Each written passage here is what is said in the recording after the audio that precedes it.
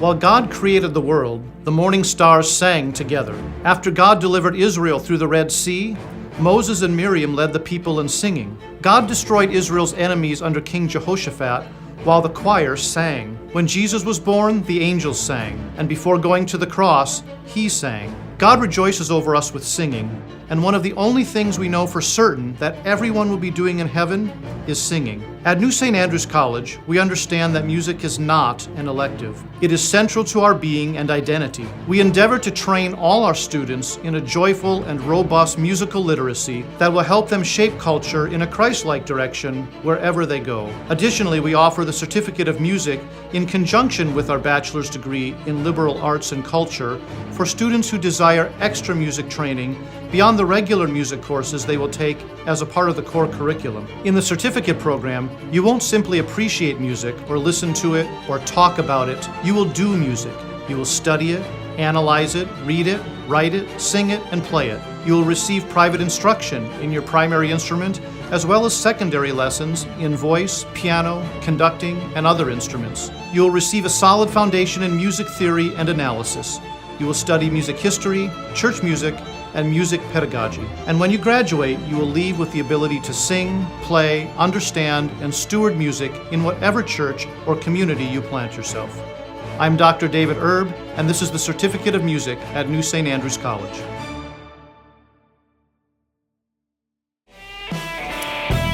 Beer and Psalm Wednesday. We need it. No. We need it today. No, you're not going to do that. Why? You can't do that. I can't you have to for the wait whole show? No, for the psalm. We've never done that. We always do that. No, we always start off the show with No, opening there's the beer. a rule for the show. Hey. Pastor Toby, Hey, you got to come Pastor, here. You got to come back. This is going to get ugly solve this real problem. quick. You don't have to. Oh, hey. I'm opening it. No, you got to play Hey, the y'all, song. welcome to CrossPolitic. You got to play the song. If Beer. we're going to do the thing, you can't. Beer or something. We'll get there.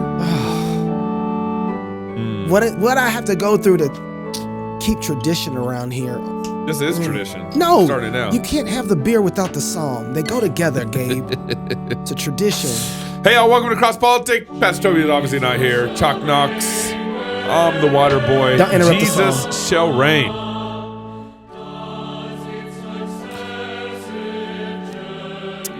Cheers to the Cheers. king. Cheers to the king. Jesus shall reign. Oh, that's good. That's very good. All right. All right, we'll get there. Okay, We'll get there. Okay, all right. CrossPolitic is live in Wenatchee, is moving to a new location again. So this is the third location that we're at in Wenatchee, and I bet you guys can just imagine why we're at a different location. No, we now. can't actually. Why don't you tell us? Apparently, the Seventh-day Adventists don't want us borrowing their church. Whatever. So, but we're at a new location. Afternoon talks begin at 3:00. Okay, me and Toby have 3 and 4 o'clock talks, and we got a break, dinner break, and then the live show begins at 7:30. And the new location is East Wenatchee First Baptist Church. Oh, The Baptists are taking us. We love Baptists. We love our Baptists. East Wenatchee First Baptist Church on 1700 Grand Road, East Wenatchee. East Wenatchee First Baptist Church. That's a new location. We'll tweet this out. We'll email it out. We're going to try to make sure as many people know that we're on our third location in Wenatchee this Friday. But we're looking forward to seeing everybody this Friday. will there be an announcement tomorrow about the fact that we might be moving to a different location Well, for the whole event? apparently, this is going to keep you tuned into our show all week. Are you going to do a plug? Oh, yeah. No, see what it is That was like perfect to like go into the plug. I was like, well, usually I don't do plugs. I sit here and push buttons and do things over here on the switcher because Pastor Toby's here and he does plugs, so I don't have to do this. But the question is, do you have a podcast or are you even thinking about, got to get my James White mode. Yeah. Are you even thinking about starting a podcast? Maybe your church has a podcast feed for sermons. A lot of them do. The dropwave.io is for you. That's what you need to do right now. Go to dropwave.io. Cancel culture is like walking on a thin glass bridge over the Grand Canyon. dangerous. That was made by the flood, just for everybody, so you want to know. Every step you take, you can get killed. I mean, canceled. Since the beginning, CrossPolitic has been working on being anti-fragile, so no matter what happens, our content can still be delivered to you, all of you, and our moms on your TV and on your podcast stream, however you decide to get it. This past year, the water boy and his friend Jeremy, like Jeremy, he's a good guy. Yeah, they've been working on building a podcast hosting solution for rowdy platforms like CrossPolitic and the Fight Laugh Feast Network so that you can be confident that your podcast will never fall through the glass bridge and fall into the Grand Canyon that was made by the flood. Dropway offers seamless onboarding for shows that have been around for years to easily make that transition and solution for you when you're starting your podcast or if you've been around for a very long time. Dropwave will track all of your show's downloads by city, state, country, everywhere. And it offers a network of enterprise packages for solutions like Fight Laugh Feast, the network that you're listening to now. Free to speak, free to podcast, free to start your journey right now at dropwave.io. If you don't have a podcast, start one. That's what everybody's doing anyway. And use Dropwave. You did a good job with the read. It was a little long.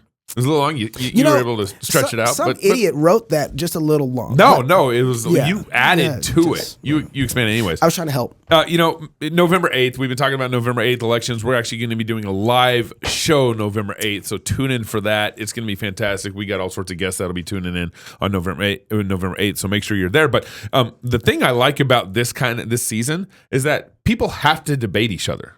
Well, they should, but a lot of people aren't debating because each other. we don't have enough debates in our country. We just don't. Yeah, we don't know how to anymore. We don't know. We don't even know how to debate. So this time, last night, Marco Rubio and his Democratic challenger Val Demings, had a little back and forth about the whole abortion thing, which I found kind of fantastic. Marco Rubio has been clear that he supports no exceptions, even in the cases of rape and incest. He said it time and time and time again. But what I can say to him, and I can say to Florida, we are not going back, Senator, no matter how obsessed you are with the woman's body and her right to choose. We are not going back to a time where women are treated like second-class citizens or like property. And I'll say it again because obviously he didn't hear or he doesn't want to. I support a woman's right to an abortion up to the time of viability. So, can you ask her if she'll support a 24-week ban? Will you support a 24-week ban? Because you didn't support a 20-week ban. You didn't support... Up to the time of viability. But when is that? That's the vague language they all give. And then they talk about the doctor and the family. Let me tell you who else is in that room, that abortion room. The government is in that room because she brought them in there. She wants the taxpayer to pay for that abortion. That's government involvement. Not just to pay for that abortion, but to pay for them all over the world. For a woman and That's our extreme. girls. That's a radical. I believe at this point we're going to move on. I'm going to ask that you both allow me to move on with this debate. We still didn't hear what limits she supports. Well, we know this up until viability, whenever we decide whatever that is. Yeah. But that's not the thing that was really impressive to me. What was impressive to me has been that she said that men are obsessed with women's bodies. I wrote that down too. So what's really been interesting, though, has been watching. She's right about that. There really is an obsession with women's bodies, but it's not from the people who she is trying to point to. Right. There are men running around here dressing up like women, putting prosthetics on to make themselves, over-exaggerated prosthetics on, to make themselves look like women, going to libraries and black-facing women as men. Talk about an obsession. Yeah, right. Talking about an obsession. Yeah. Going into, and she's like, we're never going to go back because, we're not going to be second-class citizens. But yet you let these men who mock women in their looks and then join sports clubs, right, and events and colleges, and say, oh, yeah, we can just put a dress on and compete with women. Yeah. If that's not being treated like second-class citizens, I don't know what is. Right. And she would support that kind of mess. Yep. And that's right. And the only person ultimately that's being treated like a second-class citizen, the woman that's been treated like a second-class citizen, is the one in the womb. Yeah, that's right. And so, it's really interesting. If she's worried about women being treated like second-class citizens, she has a library, pun intended, full of men treating women like second-class citizens, and she refuses to step up to them. Well, this is why Democrats need to be debated on this, because all they do is speak their talking points. They don't want to have to defend anything about abortion. And then once Rubio goes on the offensive, she's on her heels. She can't answer it. What do you mean viability? 20 weeks? 24 weeks? She couldn't answer that question. And that kind of the thing I appreciate about what Rubio did was he didn't deny the exception thing. Apparently, I hope he's against the exception thing. He didn't deny it, but he went on the offensive And that's what we need to be doing on these debates. It's like, what do you mean we're obsessed with women's bodies? You're obsessed with murdering babies. Yeah. You're going 20 weeks, you're going 24 weeks. You're obsessed with this standard that just doesn't shake out well at all. Speaking of abortion, Stacey Abrams was on MSNBC, obsessed still with abortion. She was asked, how should we be dealing with the economy right now? And just listen to her answer.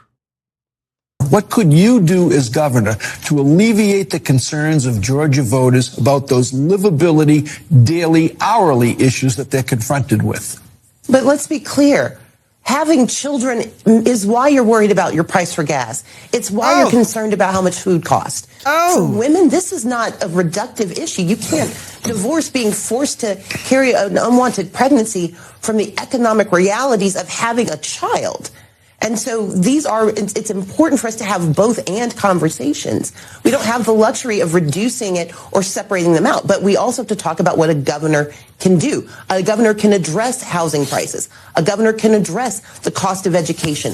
A governor can put money into the pockets of everyday hardworking Georgians instead of giving tax cuts to the wealthy. That's what I talk about on the trail, and that's what's resonating. But let's not pretend that women, half the population, especially those of childbearing age, they understand that having a child is absolutely an economic issue. It is only politicians who see it as simply another cultural conversation. It is a real biological and economic imperative conversation that women need to have. Only politicians see having a child as a cultural conversation? That's what you just said. Mm-hmm. So the guy asked basically, what do you do about the economy? And she says, well, abortion should be on the table is basically what she's arguing. Right. Unwanted pregnancies.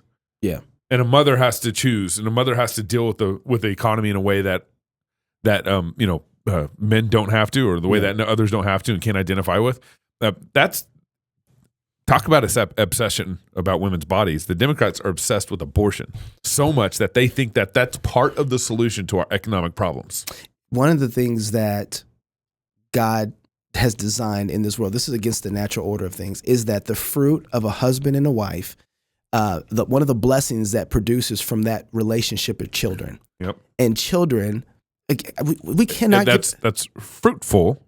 Children are fruitful, then children become fruitful. Yeah, what she basically said is like, can you imagine a seed? A seed is a problem. Yep. Seeds, they create problems. They're hard to manage. Could you imagine planting a vineyard and having all these seeds? Oh my goodness, you would have to reap and go out here and harvest these grapes. If you planted all these seeds of grapes, it'd be a nightmare. Oh my goodness, it's fruitfulness. We got to crush it. That's what she's saying. God is designed so that man and wife, husband and wife, when they come together, they have children. Those children help them cultivate the things that they produce. They help them. They are not a burden. It is an investment that pays off time and time and time again, and a blessing that gives back over and over and over again. And so when we're talking about, if you want to commit suicide, if you want to Kurt Cobain yourself, this is how you do it. Kill your children. You kill your children. Kill your children. Yep. This is how you don't get blessing. Remember, Bonson said, if we have a downturn in the economy, if we have a deflationary period, the way to get out of that is more productivity. And you can't get around more productivity without children. People are the most valuable resource on planet Earth. That's right. And, me and my wife, we were in Spokane and we were coming out the elevator. And at the time, I think we only had 5 kids. Uh-huh. And we were coming out the elevator. Somebody treated us like we were a clown car. Yeah. People coming out. One person came out, they tried to come in. Another person came out, they tried to come in. And they were like, oh my goodness, how many of you are there? And I remember laughing. I was like, I don't know, but I wouldn't mind a couple more. Yeah. Right. And my wife kind of was offended, but she started laughing too because I was laughing. And she's like, don't worry, my kids will take care of you when you get old. That's right. But that's the reality of it. That's right. We were talking about, me and my wife were talking about this yesterday. It's like we haven't calculated the value of human life to think, oh man, we got Michael Jordan, we have Serena Williams, we have a host. I think that we make up 13%, black people make up 13% of the population here in America. That's right. And somehow make up 60 and sometimes 70% of the NBA and the NFL, right? That's productive. Come on now. And so like that's just in sports, right? And not what we do in business. So could you imagine where the other 20 to 25 million that we've killed right over the last 50 years since Roe v. Wade? Yep. Now think about that's just the 22 million that we killed, not including if those two if they would have had kids. So if each one would have gotten married and had at least one kid or doubled, I mean, if blacks are this productive with this small of a race, right? Imagine what kind of opportunities would be there. And if it only takes one Elon Musk, it only takes one, Martin Luther King. It only takes one. Imagine how many of those have we been killing over this time? We've been losing the value and the blessing. How many black pastors have we killed? But and what's crazy about this is that it's not just black. We have 60 million people over the last 60 years that we've killed. Over 60 million. That is insane. It's because some of those aren't even reported. You got California and New York, and what I may be thinking, one other state that doesn't report their abortions. We have completely cut ourselves off from the harvest that God has given us these kids, and we just killed them. And you're saying, oh, you know what? You're right. Children are. I'm getting to the point where I'm like, you know what? I'm done with y'all. This is your judgment. We'll go have kids. We'll go cultivate the world. We'll go be faithful. We're going to keep preaching on you.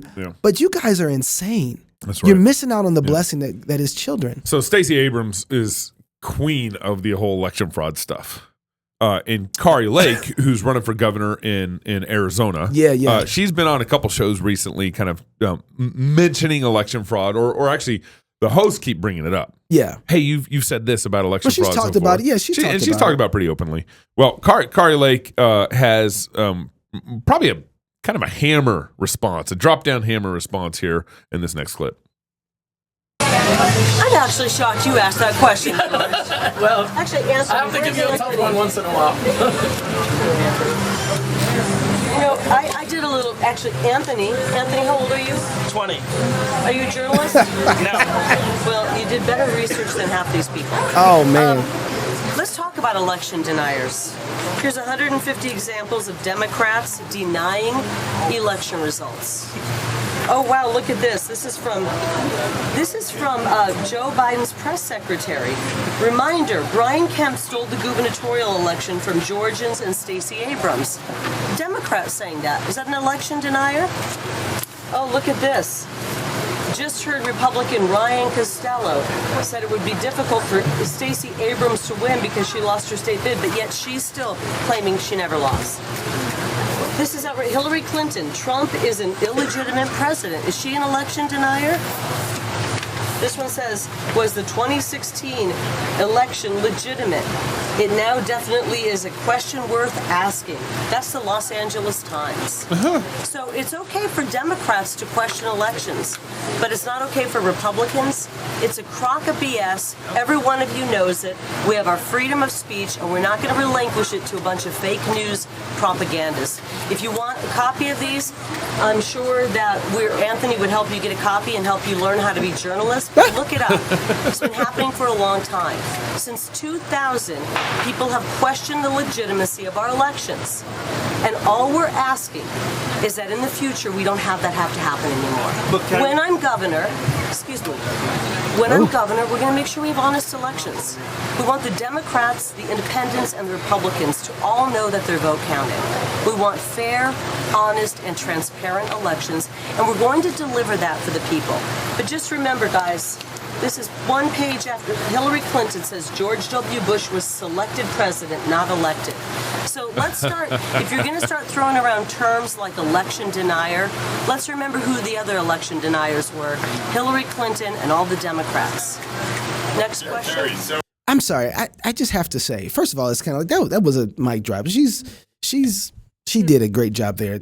But I every time she goes somewhere or is in an event, is it just me or is her lighting perfect? I think it's staged. I think all her responses, there's a number of videos like this where she's getting a question asked and she kind of brings a mic drop comment or moment. She can't. You don't think she's that good? I think that. Wait. So you think that this was staged? I think this is staged. Yeah. Look, she's got all brothers from another mother back there. Hold up her sons. Black voices for Kari. Yeah, I mean, that's all back there, and she's got the camera. And you notice when she started reading the papers, the camera zoomed in. They panned in a little more. It could be her camera. That look. Come on. They could be there and be like, you know what? You're going to get this question because they always hit you with this question. So why don't you be ready for it? Maybe. That is not staged. Maybe. Although I will say this, I don't know how the lighting is always perfect wherever she is. Yeah. Doesn't matter where she goes, her lighting is perfect. And I'm like, man. Her lighting, she got that makeup and light going hand in hand right that's there. probably because she got some homosexuals doing her makeup. I'm just gonna say that right now. Y'all know what I'm talking about. So KJP, KJP, Karine Jean-Pierre. Jean-Pierre, Obama's communications director. Obama's? I mean, at this point, can I just stick with that? I don't need to change at this point. He probably is the one pulling Joe's strings at the end of the day. At this point. Well, she is asked about, constantly being asked about big oil, but I appreciate Fox's approach. What's his name? Ducey. Ducey. Yeah. I appreciate his approach here with KJP. So you're asking oil companies to further lower gas prices. What makes you think that they are going to listen to an administration that is ultimately trying to put them out of business? How is the administration trying to put them out of business? Well, they produce fossil fuels, and this president says he wants to end fossil fuel. So look, let me spell it out. You kind of asked me this question yesterday, and here's where we would say U.S. oil production is up and on track to reach a record high next year. We've seen that from from when we see their profit margins. It's record high. And so, in fact, the United States has produced more oil in President Biden's first year than under Trump's administration's first year. But at the same time, oil companies are raking in record profits, while more than 9,000 approved drilling permits remain untapped by the oil industry. There is no shortage of opportunity or incentive for oil companies to ramp up regulation. This is something that they can actually do. This is scary. It really is. I remember watching this clip and I was did she just say that? We've gotten to the point in America where the federal government is looking at your profit margins and then coming to you, Gabe, and saying, you know what? Dropwave, your company that you guys have over there that you've been working on, you guys are doing real good. And there's a lot of people who need more money than you should be. Well, we're not going to say that. We're not even going to say that yet. We'll talk about how much money we think you should be making. But here's the deal. We want you to adjust your prices so that everybody can make sure that they can have access to Dropwave. And if you don't drop the prices, they're doing this already with internet, this right? This is not how business works. This is how you ruin business because what you're doing is playing with the what people. But here's the problem: is the oil companies have, for too long have allowed the government to regulate them. They haven't said anything, and so now the government's like, "Hey, we regulated you. We gave you your monopoly, which is what they did. That's right. And then now we're going to tell you how much money you can make. And we have an election on the 8th. Man. And we need to make sure that you drop your prices for us during that time, so leading up to, so we can look really good to the American people. Because so originally the government gives you the protection you want through your monopoly and through your regulations, and then the government later comes along and says, "Okay, now you're making too much money." But that's how it works. That's the mobster move. Yeah, you know, you go to the Godfather. Godfather, I need you to do a thing for me. One day I'm gonna ask you for a favor. But of course, I would do it for you. You're like family. Right. That's right. That's right. But when I tell you to change your prices, you're going to change your prices. And you're going to be like family. And you're going to change your prices. I'm going to break your legs. And so they don't have any recourse right now in oil. But this is not just, we have to be careful. This is coming to everybody. This is not just going to be the oil industry. This is going to be every institution. And every industry be like, well, you know what? Eventually, we're going to put some sort of cap on your profits. But we're also going to regulate how much you need to charge people for your product. That's and scary. that's Ducey's follow-up question should have been that. Home, it's where you build your legacy, where traditions are started, seeds are planted, mills are shared, stories are told. Home is where you prepare to go out into the world. Finding the home that is perfect for your family is a big job. Story Real Estate in Moscow's top real estate team, and they zoomed to the top after like 3 years. It was quick. They give people real estate advice all over the country. Family homes, investments, land, new construction, or commercial. They know real estate. If you've thought about a move to Moscow or anywhere in the country, reach out to get connected with Story Real Estate Agent wherever you're going. They can help you, guide you home. Visit storyrealestate.com. We love those guys. The Psalm of the day, Psalm 141. Psalm 141, and I'll explain why it's Jesus shall reign is in the background here in a minute, okay? So bear with me. First, let me read the Psalm. Psalm 141. O Lord, I cry out to you. Make haste to me. Give ear to my voice when I cry out to you. Let my prayer be set before you as incense, the lifting up my hands as the evening sacrifice. Set a guard, O Lord, over my mouth. Keep watch over the door of my lips. Do not incline my heart to any evil thing, to practice wicked works with men who work iniquity. and do not let me eat of their delicacies. Let the righteous strike me, it shall be kindness, and let him rebuke me, it shall be his excellent oil. Let my head not refuse it. For still my prayers against the deeds of the wicked. Their judges are overthrown by the sides of the cliff, and they hear my words, for they are sweet. Our bones are scattered at the mouth of the grave, as when one plows and wind breaks and breaks up the earth. As when one plows and breaks up the earth. But my eyes are upon you, O God the Lord. In you I take refuge. Do not leave my soul destitute. Keep me from the snares they have laid for me, and from the traps of the workers of iniquity. Let the wicked fall into their own nets, while I escape safely. As you read through the psalm, this psalm particularly, you need to realize, and you need to quickly realize, that you do not speak the way God wants you to speak to him. All right, David speaks a certain way, and we need to kind of change our tune in how we speak to God. We need to develop a psalm-like voice in our prayers to God. And in doing this, you will draw closer to God, because your prayers will begin to reflect the reality of who God is, who man is in relationship to God, and the nature of the world around us. David starts out this psalm crying out to God, asking God to make haste to hear him. Twice, David in the first verse says, I am crying out to you, so please hear me. It says, give ear to my voice. It's apparent David is in great distress in this psalm. And in verse 2, David asks God to let his prayers be like incense and his lifted hands like an evening sacrifice. In verses 3 and 4, David cries out and asks God to guard his mouth and keep his mouth from and his heart from doing evil things, and to keep David from the even eating of the wicked's delicacies. David then asked God to let the righteous strike him, and that is a kindness. Let the righteous strike him. That is a kindness. And that strike from the righteous will be like oil that runs down from his head. David goes on to verse 6, telling God that his prayers are against the deeds of the wicked, and God answers that prayer by throwing those judges off the cliff. In verse 7, we get some insight into David's distress here. David describes his distress as bones on the edge of the grave and a plow bearing down towards him to grind and bury his bones into the ground. David has high caliber enemies, and they are brutal enemies. Regardless of his threat, David's eyes are fixed on the Lord, he says, and he takes refuge in God, who will not leave his soul destitute, even when his bones are hanging next to the grave. David ends in this psalm asking God to keep him from his enemies and to let the wicked fall into their own traps. David knows that when God acts against his enemies, David will walk away safely. Now, this section, I want to highlight one section for you in this psalm, verse 5. Let the righteous strike me, and it shall be kindness, and let him rebuke me, it shall be excellent oil. Let my head not refuse it. This should be one of our frequent prayers. We should be asking God to bring righteous people into our lives that rebuke us with real deep rebuke that cuts us and gets to the heart of our problems. We need righteous friends that know how to surgically rebuke us. But this kind of rebuke not only cuts us, but also heals us, right? It cuts us and it brings oil. This kind of rebuke opens the wounds of sin and heals us with the truth of oil. Yeah. This kind of rebuke from the righteous is like excellent oil on our heads, and our heads should not refuse it. As Christians, whether you're 20 years old, 80 years old, wherever God has you in your walk of life, this prayer should be your prayer.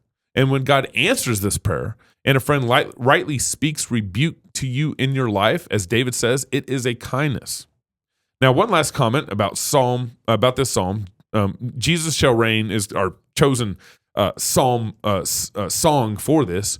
Is actually based off Psalm 72, but Jesus Shall Reign actually takes a quote out of this psalm, and it comes from verse 2. It says, let my prayer be set. You can go and play him if you want. Let my prayer be set before you as incense, and the lifting up my hands as the evening sacrifice. It sounds familiar in Jesus Shall Reign. God is good, and because his son is king of the whole world, we get the confidence that our prayers already have ascended to the Father. Our prayers have already been an evening sacrifice. Or because Jesus was the final sacrifice and sitting at the right hand of God the Father. Jesus has already accomplished this prayer. He was the incense before God. He was the evening sacrifice, and the quote is in morning sacrifice in Jesus Shall Reign. And he suffered our rebuke for our sin. And Jesus poured out his blood upon us like oil running down our heads so we can be truly cleansed from all our sin and made truly righteous. So when you pray this prayer, you are praying something that Jesus has already accomplished in his death and resurrection. Cheers to the King. There we go. Cheers to the King. I just wanted to be made known. Toby, don't tell me when to play the music. He kind of knows his place, unlike you. If you're single, get married. If you're married, have you some kids. And if you have kids, go baptize them. Until tomorrow, love God with all your heart, soul, mind, and strength. Love your neighbor as yourself. Go fight, laugh, and feast. This is CrossPolitic. East Wenatchee Baptist Church. This is where Dave and I plan this year's company holidays. Let's go through the list. Easter. Too religious. St. Patrick's Day. Too white. Mother's Day. Way too cisgendered. All of your usual holidays have been canceled this year. But we still have Karl Marx's birthday! Need a real reason to party? Find a new job at redballoon.work. Home. It's where you build your legacy, where traditions are started, seeds are planted, meals are shared, and stories are told. We are Chris and Natalie Carpenter, owners of Story Real Estate, and our team of top agents helps people find homes in Moscow, Idaho, and around the country. Have you thought about a move? Contact us to get connected with a top agent who shares your values and puts your family first. Or reach out to us about our Moscow relocation guide. Wherever you're looking to go, we can help you find home. Call us at Story Real Estate or visit us at storyrealestate.com and start building your legacy.